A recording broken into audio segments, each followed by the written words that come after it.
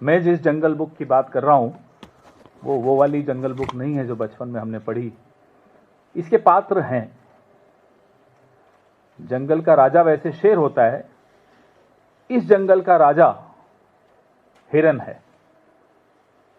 आप लोग बहुत उत्सुक हैं हिरेन जोशी के बारे में मैं कुछ बोलूंगा, वक्त आने दीजिए, चल रही है पूरा काम चल रहा है।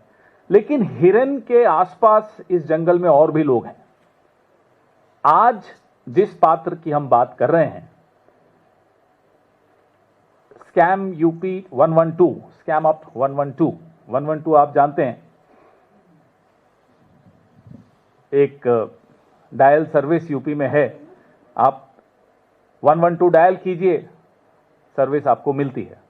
ये जो 112 है, ये 112 करोड़ का घपला एक ऐसे व्यक्ति द्वारा जो प्रधानमंत्री कार्यालय के बहुत नजदीक, जो उत्तर प्रदेश के मुख्यमंत्री का प्रिय, देश के प्रधानमंत्री का प्रिय, और देश के प्रधानमंत्री के कार्यालय में जिस हिरण की मैं बात कर रहा हूं उनका तो बहुत ही ज्यादा प्रिय, नाम है नवनीत सहगल। अब ये नवनीत सहगल जी जो हैं,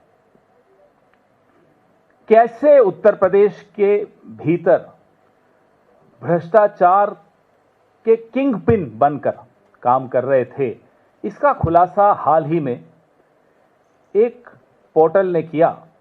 उस पोर्टल ने इनकम टैक्स डिपार्टमेंट की एक रिपोर्ट को कोट किया, उस रिपोर्ट के आधार पर अपनी स्टोरी लिखी।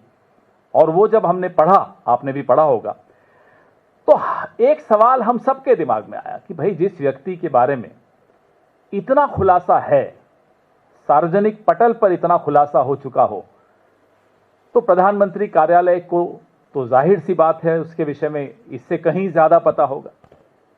फिर भी ऐसे व्यक्ति को उत्तर प्रदेश से यहां ले आए दिल्ली और प्रसार भारती का चेयरमैन बनाया।